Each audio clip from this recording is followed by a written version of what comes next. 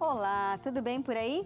Dando continuidade à série especial gravada no Amazonas, o Identidade de hoje traz a história do Christian e da Alcilene, fazendeiros da região de Manaus, criadores de gado leiteiro, mas que trocaram a fazenda pela missão de pregar o Evangelho. Eles participam do projeto Um por Cristo, que recebe duplas missionárias para desenvolver projetos assistenciais e evangelísticos no interior do Amazonas, coordenado pelo Instituto de Missões, que você conheceu no primeiro episódio dessa série especial. Se você perdeu esse episódio, entra lá no NT Play para rever e entender melhor o que é o Instituto de Missões Noroeste da Igreja Adventista do Sétimo Dia. Aproveito para falar para você convidar mais gente para acompanhar o programa de hoje. Basta acessar youtube.com/novotempo e compartilhar o link com quem você quiser. Vou para uma pausa rápida, são só 30 segundos e o Identidade estará de volta diretamente da comunidade Novo Céu, no município de Altazes, no Amazonas, onde o casal de missionários atua com muito amor e carinho. Aproveito para mandar um abraço para os nossos amigos de Portugal. Isso mesmo, o sinal do Novo Tempo agora é transmitido para lá e boa parte ali dos europeus naquele país conseguem acompanhar a nossa programação. Eu volto em instantes.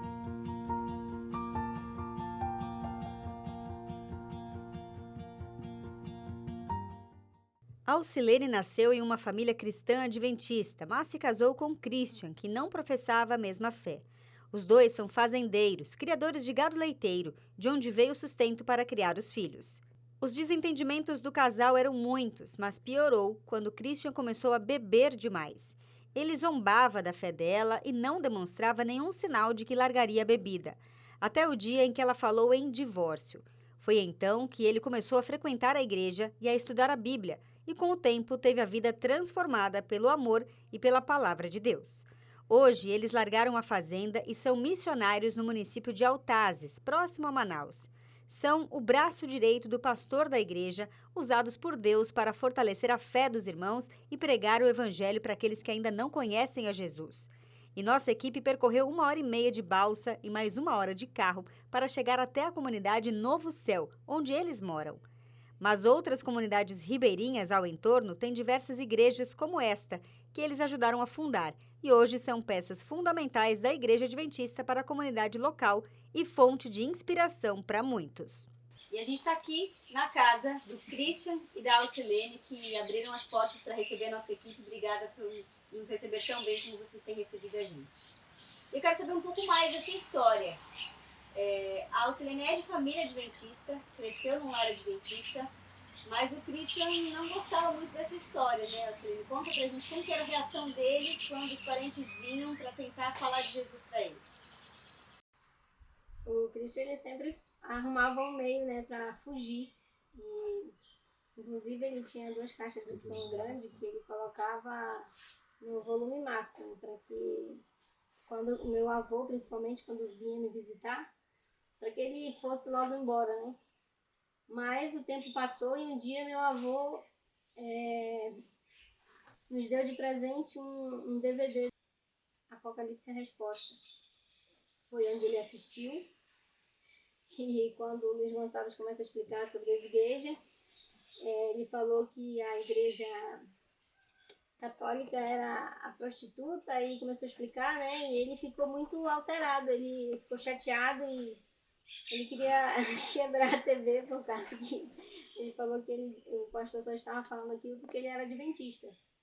Mas aí eu pedi para que ele assistisse até o final e ele ficou assistindo e depois ele reconheceu que realmente na Bíblia, né? A Bíblia aponta que a igreja adventista é a igreja verdadeira. Agora, Christian, a Alcilene falou ali da igreja católica, né? Você era de uma família católica, ajudou a construir a igreja católica aqui da cidade, mas você tinha uma vida bem diferente de um cristão, digamos assim. Você costumava beber muito. Conta pra gente como que era a sua vida ali antes de conhecer essas verdades que hoje você conhece. Eu bebia muito, passava muitas festas, essas programações grandes de festa que no céu eu que organizava. Então, quando eu me batizei, foi muito difícil para algumas pessoas aceitarem, né? Porque os meus colegas, porque era eu que puxava sempre essas programações grandes de festa. aqui no Novo Céu, principalmente a programação da Igreja Católica, né? A minha mãe era catequista e ela ensinou sempre a gente, já desde pequeno, na Igreja Católica, servia ali os padres quando vinham, era todo tempo na nossa casa. E eu carregava andor, enfim, essas programações, procissões das igrejas aí que eu organizava. E bebia muito com os padres, enfim. Aí, de repente, eu bebia muito, saía de sexta-feira, saía de casa e era sábado, domingo, segunda, porque tinha um domingo, segunda era o dominguinho e a terça era o dominguito, né, que a gente chamava só para a gente beber e passar festa. Essa era a rotina antes de conhecer a Bíblia, né, a palavra de Deus, porque na realidade eu não conhecia a Bíblia, apenas um folhetinho que o padre dava para nós, né, a gente, só o catecismo que a gente estudava, tudo quanto foi primeira comunhão, Eucaristia, tudo eu fiz. E aí, quando foi ela, sempre ele pregava para mim, dizia que a comida tal não era para comer, e eu fazia ela fazer. A gente vivia esse conflito assim dentro de casa, que ela sempre pegava para mim e ficava com raiva e falava mal da igreja. Quanto mais ela falava de Jesus para mim, mais eu ficava com raiva da igreja adventista. Se tinha uma igreja que eu jamais botava os pés, era uma adventista. Não botava os pés de jeito nenhum, porque eu tinha raiva, porque ela, a família dela, todos pediam que eu me batizasse, e aí era que piorava a situação. Só para a ter uma ideia, eu tinha um funcionário que ele bebia muito, junto comigo, ele fumava, eu nunca fumei. Assim, esses tabacos, e aí eu peguei a Bíblia dela, que era adventista, eu achava que a Bíblia adventista era diferente da católica, e aí eu peguei a Bíblia dela, dei pro meu funcionário, ele fumou, ela fez cigarro todinho da Bíblia. Usou as páginas da Bíblia para fazer cigarro e fumou. Exatamente, eu fiz aquilo de propósito, eu tinha raiva da igreja, né? Aí quando foi um dia, ela disse que se eu não parasse de beber, ela ia me deixar. E aí eu achava que era brincadeira, né? Mas aí foi amadurecendo. A situação foi o jeito de eu ir para a igreja. Eu fui para a igreja assim meio para enganar ela no começo, né? Aí foi quando a avó dela me deu o DVD Apocalipse a Resposta. Ela fez eu assistir porque ela estava com moral mesmo. Mulher que sempre manda na casa da gente, né? Aí eu tive que assistir até o final e aí eu fui aí quando foi para ir para a igreja, aí eu comecei, eu disse para ela que eu ia para a igreja. Pronto, eu ia parar de beber, não ia passar festa, e aí ela me converter. Então, aí era o jeito de ir para Adventista. Meu Deus, o que eu faço? Tem que ir para essa igreja. É o que eu já falava mal da igreja para todo mundo. E aí como que eu ia entrar numa igreja onde... Como ia ficar a sua reputação na sua cidade? Exatamente, como ia ficar. Aí mais um dia a situação ficou tão difícil dentro de casa que eu tive que ir. Mas quando eu cheguei lá na igreja, assisti o culto, quando eu saí, um amigo meu, que era ancião da igreja, ele era um amigo sempre assim do coração mesmo, sabe? Apesar de ele ser da igreja que eu não gostava, ele me deu uma Bíblia. Através dessa Bíblia eu comecei a estudar a Bíblia. Então eu dizia para minha esposa que eu ia me batizar só mesmo para enganar ela.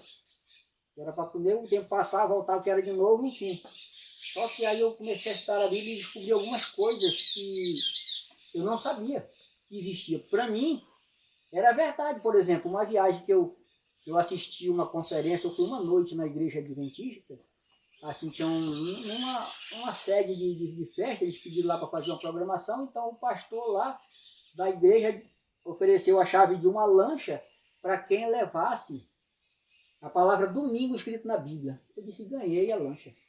Mas você conseguiu achar a palavra Bíblia? Passei, eu acho que eu não tenho quem lesse a Bíblia mais do que eu naquele outro dia. Eu estudei uma Bíblia lá que eu arranjei da minha mãe, para achar a palavra domingo, que eu tinha certeza que tinha. E aí não achei. Então nessa Bíblia que meu amigo me deu, eu consegui achar que os bêbados, que eu sempre falava para ela, um dia que eu encontrar na Bíblia, isso eu paro de beber. E eu encontrei, que os bêbados não herdarão a terra. Então eu comecei a ficar preocupado, porque eu mesmo vi isso aí. Aquilo tocou o seu coração. Tocou meu coração. Depois, quando eu vi descobrir na Bíblia, eu mesmo, ninguém falou para mim, não vou preciso assim, porque quanto mais falavam para mim, mais eu ficava com raiva, né? Mas aí de repente eu li naquela Bíblia sobre o sábado. Aí eu fui lá com meu pai, eu disse, papai, olha aqui está dizendo para a gente guardar o sábado e a gente guarda o domingo. Meu pai disse assim, meu filho, a gente guarda o dia que a gente quer. Se você tem condições financeiras, guarde o dia que você quiser. Escolha um dia e guarde. Eu digo, não, mas está errado, a Bíblia pede para guardar o sábado. Aí foi quando eu procurei a tia dela, para dar estudo bíblico para nós, para tomar mais conhecimento. Aquilo foi para mim assim, foi abrindo umas portas. Eu chegou a um ponto de, no dia se ela quisesse se batizar, bem que eu queria me batizar, porque eu vi que eu estava errado. Tudo aquilo, então eu fui perdendo a vergonha, comecei a frequentar a igreja porque eu vi que eu estava errado. Alcilene, o que você sentiu quando essa chavinha começou a virar na vida do Christian, a pessoa que é o seu companheiro de vida e eu acredito que por quem você orou durante muito tempo? Para mim foi muita alegria, né? Porque a gente estava há praticamente 10 anos vivendo juntos. E ele, quando eu falava em casar, né? Porque eu sabia que a gente estava vivendo de maneira errada, ele falava para mim que casamento era coisa séria, sendo que a gente já tinha nossos filhos e já estávamos há praticamente 10 anos, já tínhamos mais de 9 anos de casado. Assim, de convivência, né? Sim. Então, para mim foi a resposta, né? Não só das minhas orações, quanto dos meus parentes, né? Que oravam por nós, por ele principalmente. E eu nunca imaginei que ele pudesse se tornar uma pessoa assim tão envolvida. Porque quando eu falava para ele ir para a igreja, ele dizia que, por incrível que pareça, ele falava que se o inferno fosse aqui, ele queria ficar aqui mesmo. Ele falava, o que eu vou fazer na igreja? Se a minha diversão é beber, é ir para a festa, o que eu vou fazer lá na igreja? E hoje, se a gente perguntar dele se ele tem tempo para uma outra coisa, com certeza ele vai dizer que não, porque são tantas oportunidades que a gente tem na igreja para se envolver, que não tem tempo nem para pensar em outras diversões seculares, né? E esse batismo, Christian, já tem o quê? Uns 13 anos, mais ou menos? Vai completar 13 anos. Eu construí a igreja católica daqui da comunidade do Novo Céu, que estava na frente da construção. E hoje, a minha mãe e meu pai frequentam ainda lá. Tenho pregado para eles já aceitam, sempre que tem programação, a gente faz oração lá. Então eu já vi que muita coisa está mudando na minha família, né? Vou dar uma pausa rápida aqui na conversa para chamar o intervalo, mas você de casa não saia daí, porque ainda tem muitas histórias de milagres que Deus fez na vida do Christian e da Alcilene e da família como um todo, que a gente vai contar logo depois do intervalo. Identidade volta já.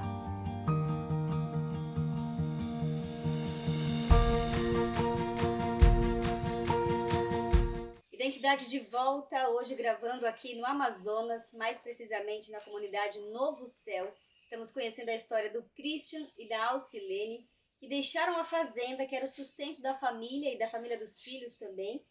Posso dizer que daria ali um bom rendimento mensal, para se tornarem missionários em tempo integral. Eles receberam esse desafio do novo pastor que havia chegado, não é isso, Christian? Isso. E vocês, então, aceitaram mudar totalmente de vida ali, deixar realmente a fazenda na mão dos filhos, para que pudessem se dedicar à missão de pregar o evangelho. Inclusive moram na igreja hoje, né? Uma igreja que fica ali na beira do rio. Conta um pouquinho como é que foi também essa decisão de missão em tempo integral e como tem sido essa experiência. Para mim, como é que eu posso explicar? A gente pode ver o agir de Deus ali, né, naquele lugar. E quando a gente visita alguém, quando a gente faz alguma programação, a gente vê que as pessoas elas estão com sede, né, da palavra de Deus. E para mim é muito gratificante poder estar envolvida 100%, fazendo o que eu gosto de fazer. E houve uma questão ali com os gados, que eu queria que o Christian contasse, que o filho um dia ligou dizendo que os gados estavam morrendo. E ali estava nascendo, na verdade, uma grande história de milagre de Deus na vida de vocês. Como é que foi isso? É verdade, nossa filha tinha um sonho de estudar no internato, né, de dentista. Sempre ela falava isso. Quando foi o ano passado, decidimos realizar o sonho dela, de estudar. Nasceram já a maioria dos bezerros, começamos a tirar o leite ali, o sistema da família, sobrar um dinheirinho para pagar a escola. E realizamos esse sonho dela, com a ajuda da associação, Amar. E aí, só que quando nós deixamos ela lá na mesma semana, estávamos lá ainda, nem tínhamos voltado para casa quando nossos filhos disse que telefonou que os bezerros estavam morrendo, estavam doentes, alguma coisa tinha acontecido. E a gente ainda ia ficar mais alguns dias em Manaus, mas tivemos que voltar devido a essa situação. Nós chegamos aqui em Novo Céu, já eram 5 horas, quando nós chegamos lá, onde estava o gado, já era quase de noite. Eu olhei os bezerros e fiquei triste, porque eu percebi que todos estavam doentes. E morreram todos. Todos os bezerros morreram, não ficou um. Teve um que meu filho soltou, ele foi preso só no dia, mas alguma coisa estava ali, não sei se era água. Meu filho soltou no outro dia com medo dele morrer, mas ele não escapou nem lá junto com ele. Todos morreram. Ou seja, a morte dos bezerros representava ali o recurso financeiro se esvaindo. Porque a gente vive do leite, né? Vive do leite. Então nós somos 3 famílias. Meus 2 filhos tomam conta do gado, já sem a família deles, mais a mim, com a minha esposa, a nossa filha. Então todo o sustento saía de lá. Então eu me desesperei, porque como é que a gente ia sobreviver? Eu disse para minha esposa, vamos trazer a Laura de volta e vamos empregar nossos filhos em outras fazendas, porque não tem como sobreviver sem ganho. E aí minha esposa, que é uma mulher de oração, nas igrejas, quando eu como ancião, e ela sempre me ministrando a mulher, ali em oração com as mulheres, ela me surpreendeu, tanto para mim quanto para os nossos filhos. Sempre ela manteve a calma na família, disse que Deus ia providenciar. Eu até falei para ela, e digo, olha, Deus, ele sustenta, ele providencia, mas a gente tem que correr atrás do dinheiro, porque senão ficar dentro de casa. Ela todo tempo acalmando a gente ali, pôr no sol, fazia aqui, era culto familiar, como a gente faz até hoje, pela parte da manhã. E aí com nossos filhos juntos ali, e ajoelhava e orava. E aí pariu o resto das vacas, um mês depois, que um tempo mais de mês depois, estava faltando ainda. E aí algumas pessoas chegavam e ajudavam a gente assim para manter a Laura lá no colégio. Viu que a gente estava com dificuldade e precisando pagar lá o colégio da Laura. E aí a gente foi surpreendido. Nossos filhos foram surpreendidos porque o pouco de vaca que restou foi incrível, porque elas passaram a dar leite fora do normal. Não vaca que dava 5 litros, passaram a dar 10 ou até mais. Nossos filhos chegaram, o papai, as vacas estão dando mais do que elas davam. Se tivesse as vacas todas dando leite, não dava o tanto que elas estão dando agora. Nós fazíamos um queijo e passamos a fazer 2. Foi incrível, a gente vê o agir de Deus, nossos filhos que estão afastados da igreja, eles começaram a dizimar daquele leite, o dinheiro do queijo, porque era incrível. Viram o poder de Deus ali atuando bem de perto com vocês, com eles. Deus, olha, a bênção foi tão grande que reformamos a nossa casa, sobrou dinheiro para a gente passear, para pregar o evangelho. Auxiliano, o que te dava essa calma, essa paz, essa certeza de que aquilo ia passar e Deus ia resolver?